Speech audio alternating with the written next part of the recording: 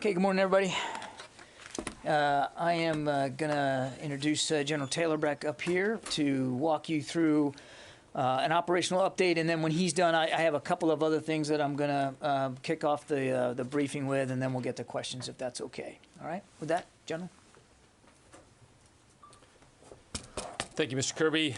Good morning, everyone, and thank you for joining us this morning. Once again, I want to provide an operational update, and then, as Mr. Kirby said, we'll follow up with questions. As we know, this continues to evolve the situation, and we continue to strive on the ground, and what we really want to do is continue to provide you details in a timely manner. As you know, recently the Secretary of Defense activated the Stage 1 of the Civil Reserve Air Fleet. Right now, that activation includes 18 aircraft from 6 commercial airlines. This will increase passenger movement from the intermediate staging bases, temporary safe havens, to the United States, while we continue to prioritize military aircraft for the transportation of individuals out of Kabul and out of harm's way. Please note, as I said, these craft flights will not be flying into Kabul. As of this morning, within the last 24 hours, 25 U.S. military C-17s, 3 U.S. military C-130s, and then a combination of 61 charter, commercial, and other military flights departed Kabul. The total passenger count for those flights was approximately 16,000. Of that number, the U.S. military transported just under 11,000 personnel. Our mission remains focused on ensuring a steady flow of evacuees out of Kabul to the intermediate staging bases and safe havens at our installations, continue to rapidly build out capacity as needed to ensure reception and providing humanitarian assistance. The use of temporary safe haven locations across Europe and the Middle East in areas that include U.S. installations in Qatar, UAE, Kuwait, Bahrain, Italy, Spain, and Germany. We deeply appreciate the support from these countries. This is truly a testament to the importance of our alliances and our partnerships. In the past 24 hours, 5 flights landed at Dulles International Airport with approximately 1,300 passengers. At this time, 4 military installations, as well as Dulles International, are receiving Afghans as they come into the United States. These installations include Fort McCoy, Wisconsin, Fort Lee, Virginia, Joint Base McGuire-Dix, Lakehurst, New Jersey, and Fort Bliss, Texas. The total number currently at these installations is approximately 1,200, and Northcom continues to build out capacity to ensure they are prepared to receive more flights that will come in the next few days. This is absolutely a worldwide effort which hits several countries, multiple commands, and thousands of service members across the joint force. Over the weekend, the airport in Kabul remained secure. However, as many have seen already, CENTCOM released a statement regarding an incident to report as no U.S. casualties or partner force or coalition forces were involved, but regrettably, an Afghan security force member lost his life. As the President referenced last night in his remarks, we are in communication with the Taliban for the establishment and sustainment of several checkpoints to increase throughput and facilitate safe passage for individuals working to gain access to the airport. Today, the number of troops at the airport continues to stand at 5,800. Commanders on the ground continue to actively monitor threats. They are empowered to make the appropriate force protection decisions. As always, U.S. forces retain the inherent right to use force in self-defense. We are using all of our available tools to maintain the highest threat awareness, both in Afghanistan and throughout the globe. While this mission is not without risk, the safety of our personnel, American citizens, and Afghan evacuees at risk is of paramount importance. To wrap up, we continue to make progress in the completion of this mission. Since the end of July, we have relocated approximately 42,000 people. Since the beginning of evacuation operations on August 14th, we have evacuated approximately 37,000. All of this progress stems from the teamwork, professionalism, and dedication of our military, our interagency colleagues, and our allies and partners. We know more hard work remains in the coming days, and we're absolutely prepared to meet that challenge. Thank you. Just a couple other points I'd like to make. As you all are aware, the FDA approved full licensure of the Pfizer vaccine this morning. And as also I'm sure you're aware, back in August on the 9th, the Secretary articulated that it was his intent to mandate the COVID-19 vaccines upon FDA licensure or by mid-September to seek a waiver from the President. So now that the Pfizer vaccine has been approved, the Department is prepared to issue updated guidance requiring all service members to be vaccinated. A timeline for vaccination completion will be provided in the coming days. The health of the force is, as always, of our military and our civilian employees, families, and communities is a top priority. So it's important to remind everyone that these efforts ensure the safety of our service members and promote the readiness of our force, not to mention the health and safety of the communities around the country in which we live. A schedule item, the Secretary and General Milley will be attending this afternoon the funeral for former Secretary of Defense Donald Rumsfeld at Arlington National Cemetery. Mr. Rumsfeld served as the 13th Secretary of Defense as well as the 21st. He also served in the United States Navy in the mid-1950s as a pilot and a flight instructor, and he continued his service as a reservist until 1975 when he became the Secretary of Defense for the first time. On behalf of the Department of Defense, we extend our deep condolences to his family, to his loved ones, and indeed to the country. With that, we'll start taking questions. Bob. Hey, John. Thank you. On the Pfizer vaccine Yeah. and the Secretary's intention to require it, he has not yet made that direction. And did you say there's not yet a deadline for doing that? What I'm saying, we're preparing now actionable guidance to the force. We're going to move forward, making that vaccine mandatory. We're preparing the guidance to the force right now, and the actual completion date of it. In other words, how fast we want to see it get done. We're working through that guidance right now. Okay. Can I ask you a question on Afghanistan Sure. also? A couple things. One is you've said, I think General Taylor has said a number of times as well, that the military's airlift capacity at the airport was in the neighborhood of 5,000 to 9,000. And I see now you've now gone beyond that, at least yesterday. Yeah. Can you say what the capacity has grown to? And also, can you explain a little more about the perimeter issue that the General alluded to very briefly when the President yesterday said something to the effect that the perimeter had been moved back significantly to facilitate entry? Right. Can you explain that? So a couple things, Bob, on the capacity thing. You're right. We had set a goal of 5,000 to 9,000 a day. Yesterday, we exceeded that. We're not taking anything for granted, Bob. We're taking this day by day. We'd love to see those numbers continue to rise, but we're going to just take it day by day. There's a lot of factors that go into be able to reach that output capacity, to include temporary safe havens that you can bring these individuals to as they complete their screening. And the screening is a big part of that. We have intelligence and law enforcement personnel at these sites making sure that a robust screening is done of these individuals so that nobody comes in the United States that hasn't been screened in a robust manner. And so there's lots of factors that affect throughput. We were very glad to see that we were able to get that number out yesterday, but we're going to take it day by day. Day by day. So the number of aircraft that are available at Bing? I think you briefed the number of aircraft was like 20.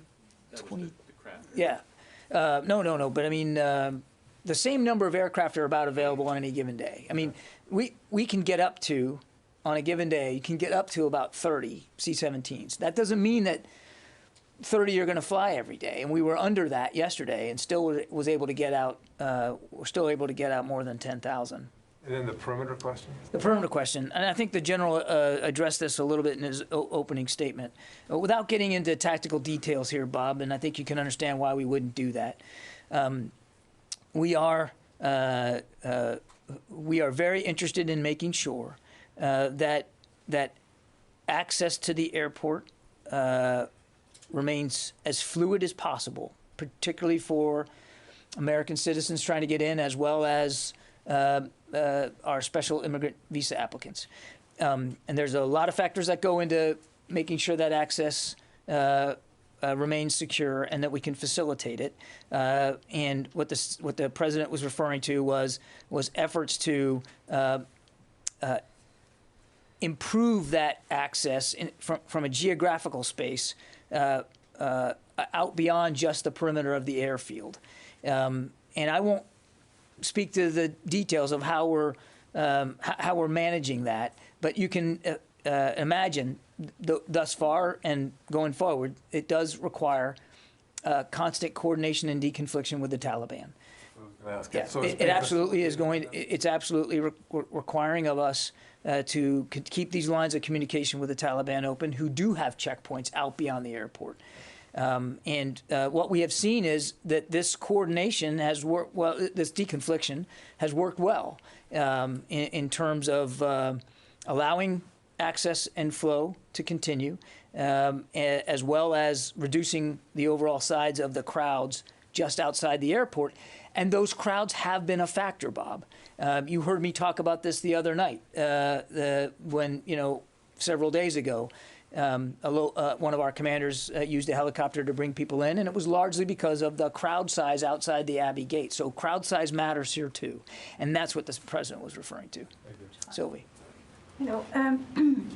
I have two questions. I would like to go back to the incident. Can you be a little bit more specific and tell us if you can rule out that the attackers were Taliban first? And I would like also to go back to the deadline. The French foreign minister said today that it's, quote, necessary to continue the Afghan evacuations beyond August 31st. Cannot rule out who the hostile actor was in this shooting incident last night. I think, as you saw, Central Command statement referred to it as a hostile actor. We don't know more than that. And this just happened, Sylvie, so I don't know when we'll have more forensics on this. Again, our focus was on making sure that we could maintain security at the airport. It was maintained. Sadly, it resulted in the loss of a life of one Afghan soldier and wounded several others. So, I mean, obviously, that's our focus right now. On the deadline, I can't speak for other nation states. I can only speak for the Department of Defense, and you heard the Secretary address this over the weekend. The goal is to get as many people out as fast as possible. And while we're glad to see the numbers that we got yesterday, we're not going to rest on any laurels. The focus is on trying to do this as best we can by the end of the month.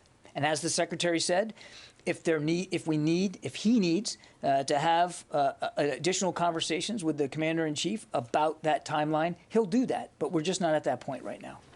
Jen. Has the Taliban told you that August 31st is the deadline and that you must leave then? Are those communications happening? Is that something you've agreed to with the Taliban? We've seen the public statements by the Taliban spokesman about their views on the 31st of August. I think we all understand that view. And can you explain, is it only Americans and SIV holders that are allowed through the gate now? Has that changed? What is the policy about Afghans in need now coming? Afghans in need are still being processed and facilitated. Given the number of people who are in hiding who were either SIV recipients, some Americans, Afghan allies, why not reopen Bagram Air Base? Why not go get an agreement from the Qataris to come and land in Kandahar and Mazar-e-Sharif, elsewhere? We saw the Qataris bring the Mullah Baradar back with a C-17. Why not use the Pakistanis and the Qataris to help bring people out from, because right now you're just bringing people out from Kabul, and it's a choke point. Well, first of all, the throughput has improved and increased, and I'm not going to. I don't think it would be a useful expenditure of our time to Monday morning quarterback the whole issue with Bagram. It was closed down as part of the retrograde. Jen? about Monday morning quarterbacking. I'm talking about why not look at the situation now. You need airfields that you can land on to get people out. Jen, we are. Ask Major General Taylor about this.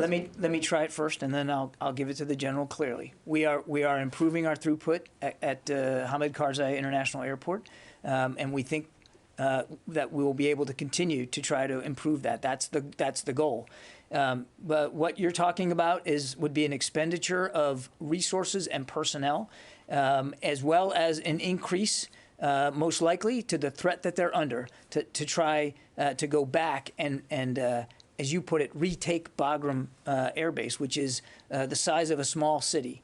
And I understand a lot of people have views and opinions about this. It was closed down as part of the retrograde. It was always supposed to be closed down as part of the retrograde. It was the last base to be turned over to the Afghans. And even as recently as 3 weeks ago, before we actually had to conduct a non-combatant evacuation operation, the leaders in this building ran a tabletop exercise on what it would be like to run an effective NEO operation out of Hamid Karzai International Airport, and we're actually running that play now.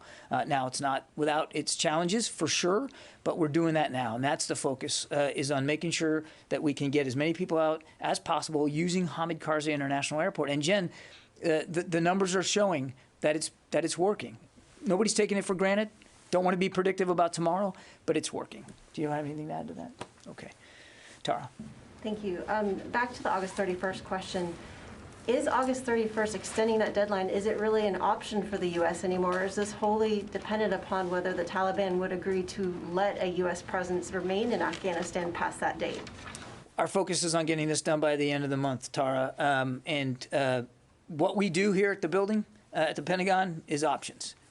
Our job is to provide the president, the commander-in-chief, options. And as you heard the secretary say, if he gets to a point, he and Chairman Milley, they believe they get to a point where they need to provide that advice and counsel to the president about an extension, then he'll do that. We just aren't there right now. And you heard the secretary say himself, if he had more time on the clock, he would absolutely use more time on the clock. But we're focused on getting this done by the end of the month. And secondly, for Major General Taylor, you'd mentioned that 42,000 have been evacuated since July. Is that 42,000 just on military airlift, or does that include the commercial and chartered planes? Yes, so that total number is U.S. military plus U.S. Civilian, State Department. Some of that was State Department contract air that went out also early on. Do you have any breakdown of the number of U.S. citizens in that 42,000 that have gotten out? I do, but I don't have that right now. Idris? So just a couple of quick questions. Firstly, on the vaccine, this would be specifically to Pfizer, right? That would be mandatory, or would it be other vaccines? Right now, we're focused on the Pfizer vaccine because of the FDA approval that came in this morning. And just another couple of quick ones. How many, I guess, Afghan soldiers remain in the perimeter? I think you had said 500 to 600 a week ago. Is that still the number? I believe that's the operative number. And then how many Americans have been evacuated? I think you gave 2,500 Americans. Has that number changed? We think that overall we've been able to evacuate several thousand Americans, and I'd be reticent to get more specific than that. But since the 14th, we believe we have been able to evacuate several thousand Americans. Very quickly, lastly. So the last tabletop exercise for a NEO operation from HKIA was about 3 weeks ago. It was about 3 weeks ago. It was certainly before Kabul fell. This was something that, and I've talked about this before, I mean, this was something that the Pentagon had been thinking about for a long time. I mean, as far back as late April, when we held a rehearsal of concept exercise here at the Pentagon, looking at the retrograde and how that was going to parse out over and through the summer. A part of that conversation was the potential for non-combatant evacuation operations and what that would look like and how we would execute that. Nancy. Thank you. I wanted to know if you could clarify a couple points that you made earlier. You said that any extension beyond August 31st would be the Secretary talking with the President. Would that decision include inputs from NATO allies, particularly those who say that they need more time? Is that a factor in the U.S. consideration about I think we would absolutely consider the views and opinions of our allies and partners who also have people there and are, as the general brief, very much a part of those- moving people out. And have any of those NATO allies communicated to the United States that they need more time beyond August 31st? I'm not aware of specific conversations that we've had with respect to the deadline. Okay. And then on the perimeter, I'm having a hard time understanding when the president talked yesterday, he said about expanding that perimeter. Can you help me understand who's part of that? Is that U.S. forces? Have they moved where they're positioned from where they were a few days ago? Look, without, and I want to be very careful here to talk about specific movements at a tactical level on any given day. And so I'm just not going to do that, and I know that will be largely unsatisfying. Well, I but let me finish.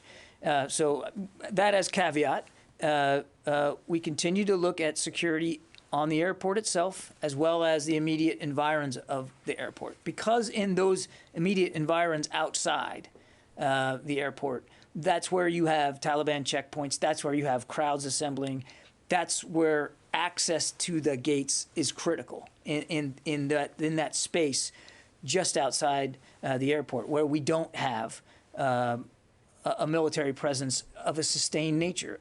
And what we're doing is that we are in constant communication with the Taliban about that space and what that space looks like. And the only thing I would say is that, as you heard the Secretary say this, you've heard General Milley say this, we're going to do what is required on any given day at every possible opportunity to make sure that those who need to get out can get out. And that includes the monitoring and the accessibility of that space outside the airport. But what it looks like on any given day, Nancy, is going to change. I appreciate that, but I'm not looking for tactical details. I just think once that movement happens, it's a different threat to U.S. forces and something that the public has a right to know. So I just want to get an understanding of how often they cross it, how we should be thinking about where the U.S. military is in that environment. I would tell you that we already consider our troops in harm's way at the airport. It's a dangerous situation. There's no question about that. And we're not taking any of these threats for granted. And the commanders on the ground have the wherewithal to move their forces as they see fit to, again, do essentially three things. Make sure the airport is secure and can be defended. Make sure that air operations can continue to carry on at the clip we need them to carry on. And C, and this is an important one, to make sure that American citizens, at-risk Afghans, our SIV applicants, can get access to the gates to get entry, process and entry to field. Those are the three primary tasks, and our commanders on the ground know that that's what their tasks are, and can move forces, can employ forces and assets as they see fit to do that. And again, on any given day, that could change, Nancy, and I just don't think it would be helpful, particularly because the threat environment is so high, for us to talk with any great specificity about what that's going to look like. David.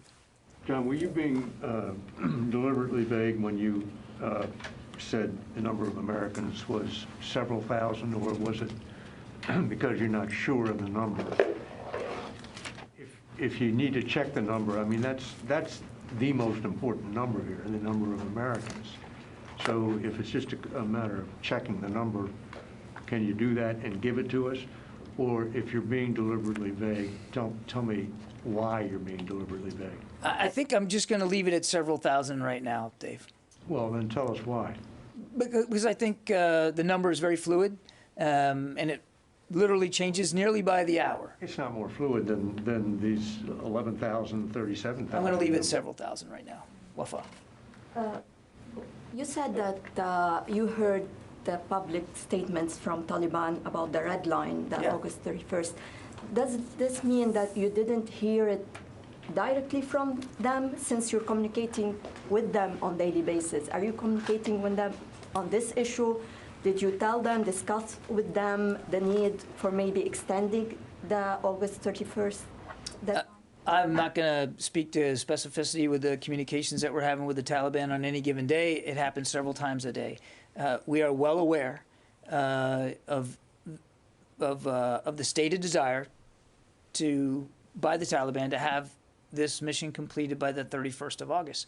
I would tell you that we, too, are still planning on completing it by the 31st of August.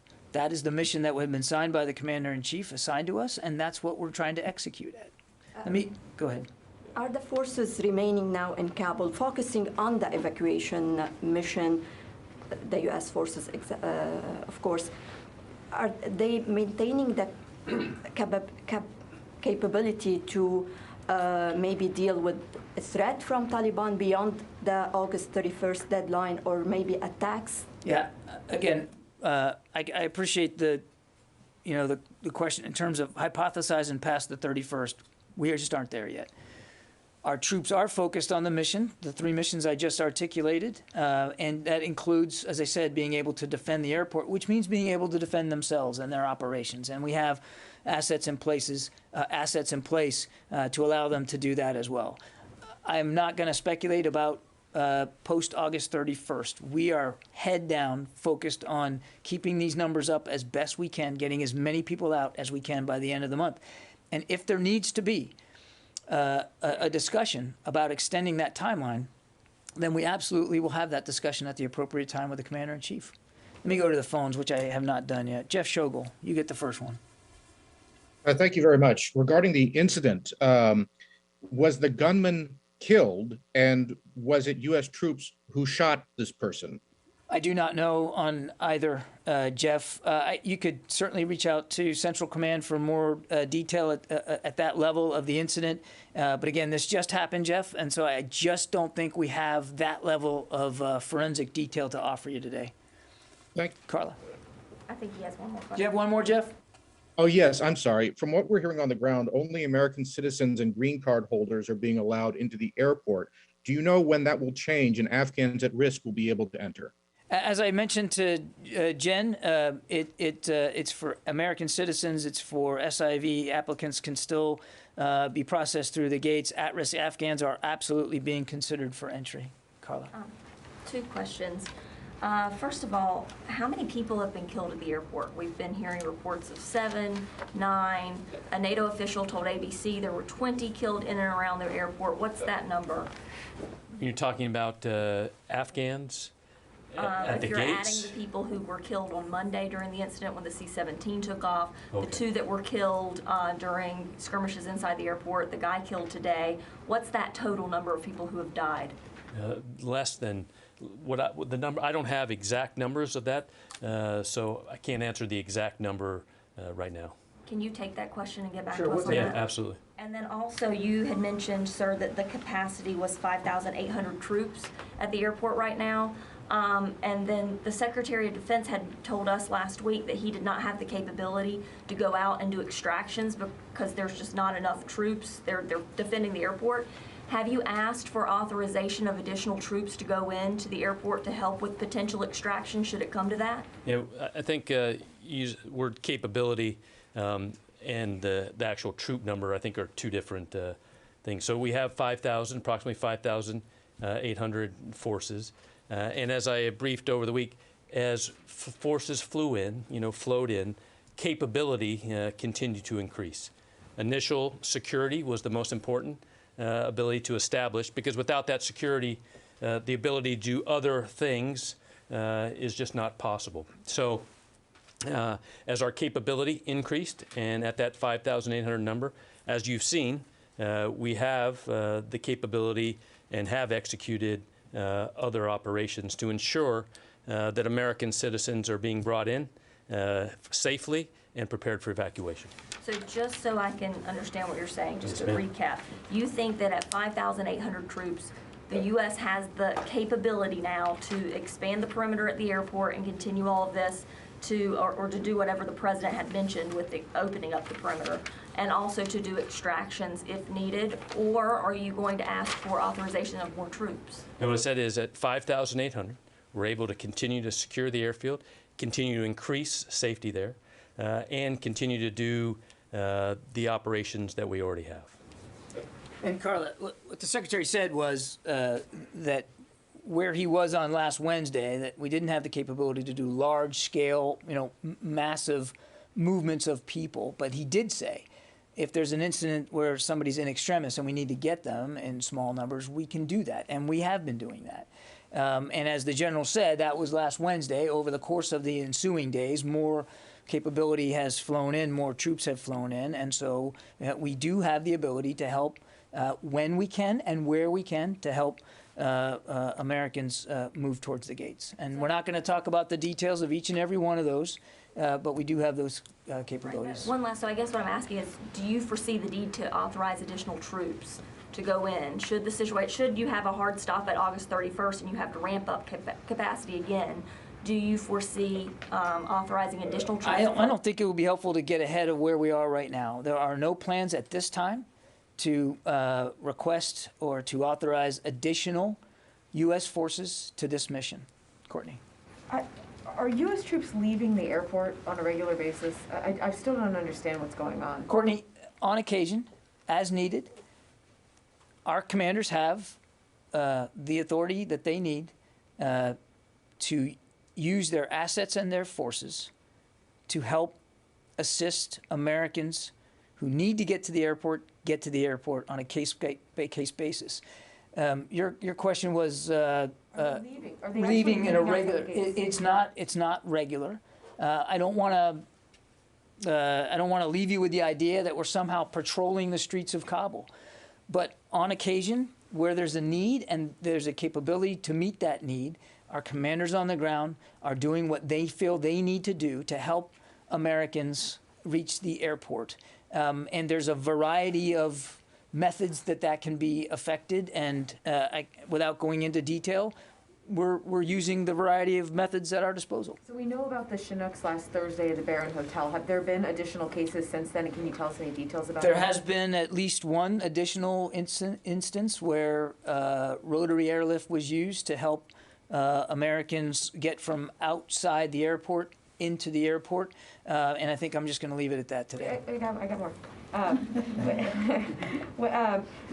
You know, your planning organization, when do you expect that you will have to, assuming that you're sticking to this August 31st deadline, when will you have to stop taking in additional people at the airport to evacuate? Because you're going to have to get the 5,800 American U.S. troops out, right? You mean stop taking in evacuees? Correct. Yes. When and additional Americans, whomever is left out there, like what is the deadline so that you'll be able to get the American military who are there at the airport supporting and any last embassy people who are there out? When will you stop accepting the evacuees in? I mean, remember, it's important to remember that we are not the only people flying evacuees out. It's certainly conceivable that even without a U.S. military footprint there, that people could still be able to get out of Kabul. And I don't have specific retrograde timeline to speak to today. We'll work through that as appropriate as we get closer to the end of the mission. As you well know, we very methodically and deliberately plan in the movement out of assets and equipment and resources so that we can preserve the capability we need for as long as we need it. And I think I just leave it at that. I only asked that because it took several days to flow these 5,800 in. So I know that there were logistical hurdles to get them in. Presumably it won't take as long out, but it could theoretically take a day or two to get everyone, the military, back out. So that may bump the timeline back from August 31st to the 29th. Yeah, look, clearly Germans are speaking about 28. Yeah. Clearly, you have to do some backward planning for retrograde, obviously. I am not prepared today to speak to the specific dates or process by which that would occur. But I mean, obviously, we're thinking through that right now, and a lot of that's going to depend on how far we get as fast as we can get, by the end of the month. I just don't want to speculate now about what that's going to look like. But let me just back up. I mean, the focus is on getting as many people out as we can, as fast as we can. That means being able to secure and defend the airport, which we are doing now. And we will factor all of those things in to whatever the departure timeline looks like to make sure we can continue to maximize throughput as best we can and without getting anybody hurt. And thus far, with obviously some exceptions, some small exceptions, I mean, we've been fortunate that nobody has. Okay, Mike. Yeah, is there any effort to tally up the number of U.S. weapons and equipment that are now under Taliban control? And is there any program to mitigate this problem through destruction or confiscating them back, taking them back? Yeah, Mike, we talked about this before. I don't have an exact inventory of what equipment that the Afghans had at their disposal that now might be at risk. Obviously, we don't want to see any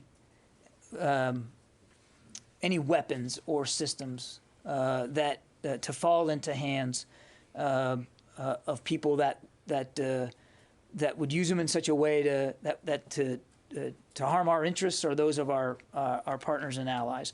I mean, we have a vested interest, obviously, in not wanting that to happen. But I don't have any policy solutions for you today about how we would or could address that going forward. I would remind you, though, Mike, that an awful lot of equipment, weapons, resources were drawn down even in the last years and months of the previous administration, as President Trump decided to move down to a force of 2,500. So there was a lot of retrograde of things up to that point. And then after the president's decision in mid-April to complete this drawdown, albeit on an extended timeline, and we've talked about this too, the very big part of the retrograde was the disposition of weapons and equipment and systems and vehicles. Some of them were destroyed. Some of them were brought back home. Some of them were redeployed into the region. And yes, some were turned over to the Afghans. We're working through right now to try to get a better sense of what that would look like. But I don't have any specific solutions for you in terms of what we can or will do going forward on this. Then, to the degree, well, I'll leave it at that. Jenny. Thank you. Let me ask the General Taylor, please. General Taylor, the United States has requested South Korea to help accept Afghan refugees. Do you have any more detail on this? I don't, other than that communication is happening, and that, like I said earlier, we are very grateful for all of our partners, allies, that continue to offer any assistance to allow the safe evacuation of Afghans and American citizens. Has any military support to the United States request from South Korea, such like military aircraft? I don't know how many Republic of Korea aircraft have been used.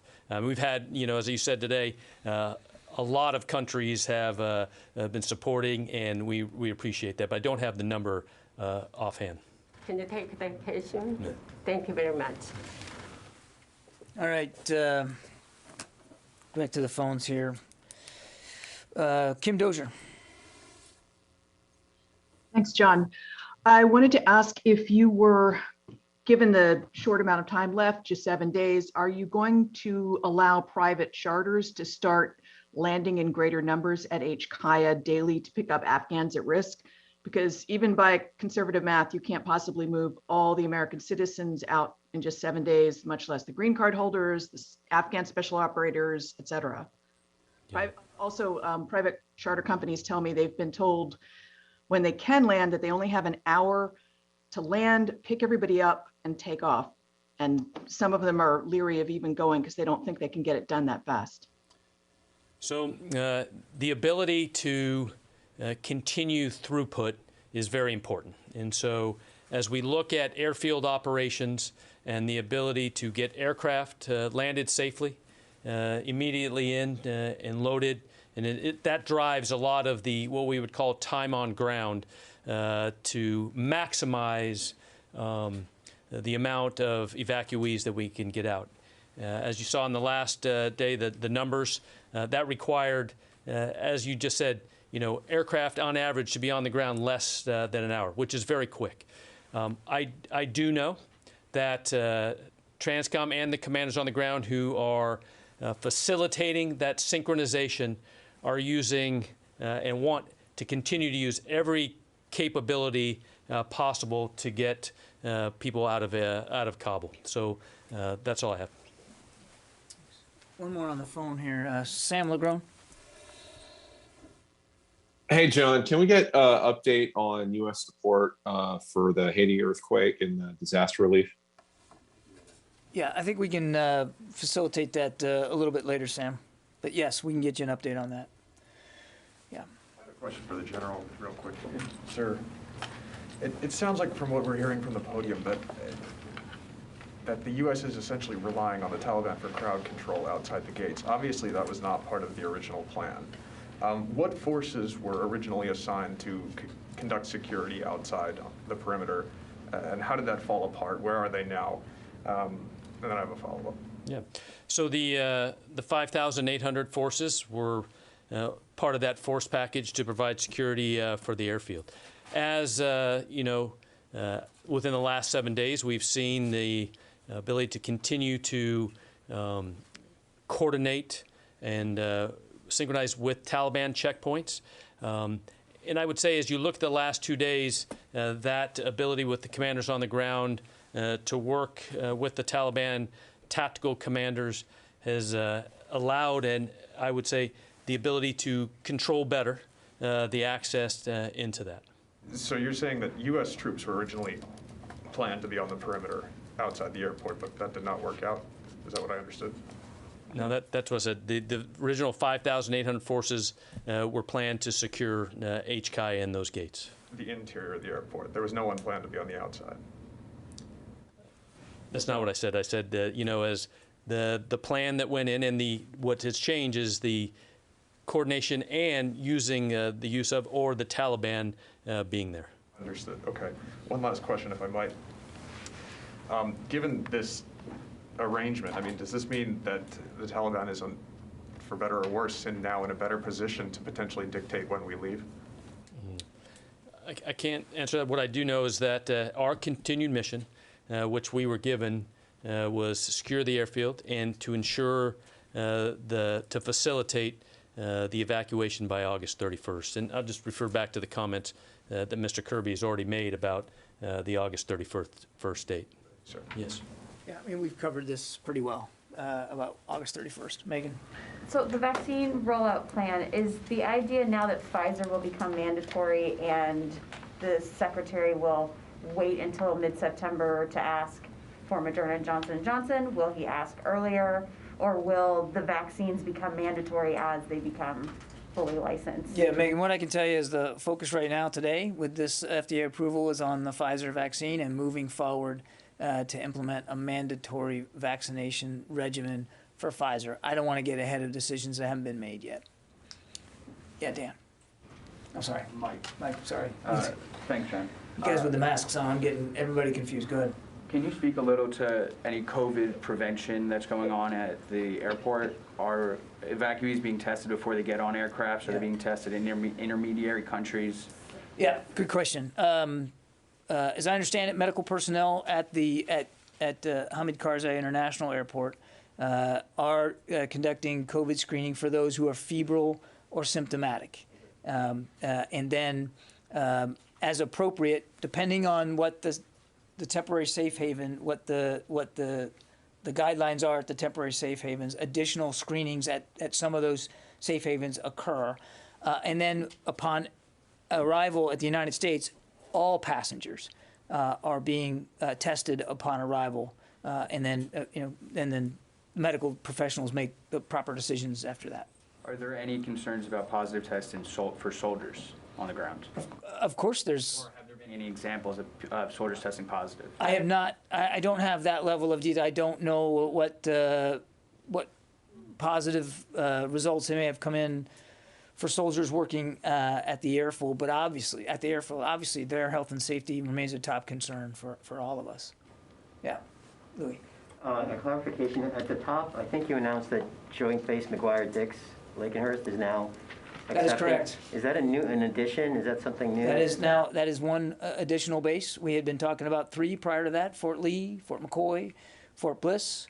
Joint Base McGuire-Dix Lakehurst is now available to receive some of these SIV applicants, and with the 4 bases, our goal would be is to reach the ability, not necessarily the actual count, but the ability to build out to about 25,000 capacity. We aren't there yet, Louis. It's going to take days and weeks, I think, for all four to be able to combine to get to that level, but that's the goal as we are right now. And the other thing I would say is if the Secretary, in communication with the Chairman and with General Van Herk at Northcom, feels like we need to add to that capacity and add to the list additional U.S. military installations, then we'll do that. But right now, we're at 4. And what is the current number of individuals who are at those 4 bases? I do not have that. We can take the question, and I'm sure Northern Command would have you a better number than I do right now. Okay, and my last question is this. I apologize for asking 3. It's such an effort to get into the airport, and some people are lucky to get in. But now we're hearing that the food supplies, the water supplies, sanitation, hygiene are really bad inside the airport, and so bad that some people are actually returning to go outside the perimeter. So my question is this: how can you prevent a humanitarian crisis inside the airport as this goes on and on? Mm-hmm. Yeah, fair questions, Louis. I'm going to let the general take it, and I think you had the number too for the installation. So that was in right now in the opening count, right at approximately 1,200 have entered into the United States. As we talk about the conditions and the ability to continue to provide a humane and safe piece on the airfield, as you see some of those flights that continue to come in to Kabul, those are bringing those supplies in. So as those supplies are used, we are continually replenishing those to ensure that we have food and all those things that are needed, water for those that are preparing for evacuation flights. So, you know, the last 48 hours, we had a lot of folks on there, which is a good thing. Right? That means we have gotten people through the gate, we've processed them. That means we have people safe, then we can fly out. The commanders there are always assessing what the requirements are to ensure that safe and humanitarian environment. And I would just add, Louis, I mean, we're mindful of these reports too. It's not lost on us. There's a lot of people, and they are desperate. And we are trying to do the best we can to get them out of harm's way as fast as possible. And when you have a throughput problem, it means that some people are going to be stuck in a given location, whether it's at Hamid Karzai International Airport or Qatar or other temporary safe havens. Nobody wants to see this go on for any longer than it has to be. And believe me, nobody, more than the U.S. military and our troops, want to see anybody suffer any more than they have to. And we are very aware that there are and have been some sanitation issues, as well as issues of sustainment. And as the general said, we're making that a priority as we float. Some of these planes are coming in with that material on it, that kind of support, and then they're leaving with people. We're doing the best we can under extraordinary circumstances. And believe me, the pain and the suffering, the fear, the anxiety, all of that, none of it is lost on us or our troops. Jen. Received a report that the British evacuation commander in Kabul, Vice Admiral Ben Key, has been locked out of all negotiations between U.S. CENTCOM staff, 82nd Airborne, and Taliban commanders, and that there's a great deal of tension right now between the Brits who are sending people outside the airport and members of the 82nd Airborne who want to join them. What is happening with our British allies? Is this report accurate? And supposedly there was supposed to be an 82nd Airborne jump into Bagram Air Base to open that field, and that was shut down by the White House. Is that accurate? Jen, I have first that I'm hearing these reports. You're going to have to let me go back and look at this. I don't know. The only thing I would, you mentioned that the Brits who want to go out, we are doing it as well.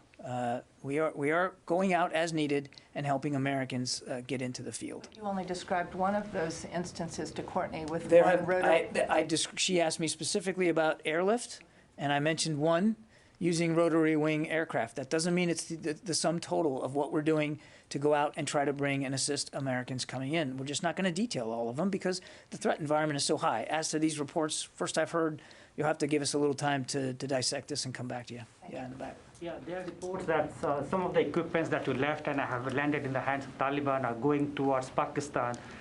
Do you have that report as well?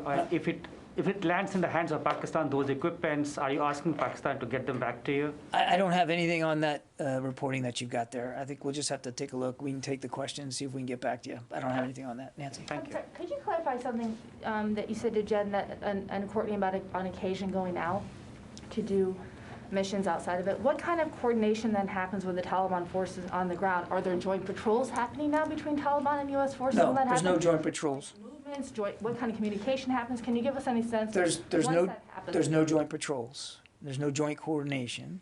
But obviously we are in communication with the Taliban about their presence and where it is around the field. And I think, Nancy, for reasons I hope you understand, we're just not going to get into the tactical level details of what we're doing to help facilitate the passage and assist the passage of Americans getting onto the field. And we want to preserve as many options as we can going forward because the threat environment outside the airport is so dynamic and, quite frankly, dangerous. For, I think, very good reasons of operational security, we're just not going to detail everything we're doing and every opportunity we're taking advantage of. I do appreciate that. I just want to understand if the U.S. forces are side by side with Taliban. I'm trying to get a visual of what it looks like. That's all. No, we are not out there side by side with them. It's not about joint patrols. So you can erase that visual. That is not what's happening. Okay, I'm going to have to get going, guys. Thank you very much. Appreciate it. Our goal is to come back here again at around 1500 for an afternoon update, and we'll keep you apprised if and when that changes. Thank you very much. Thank you. Yes.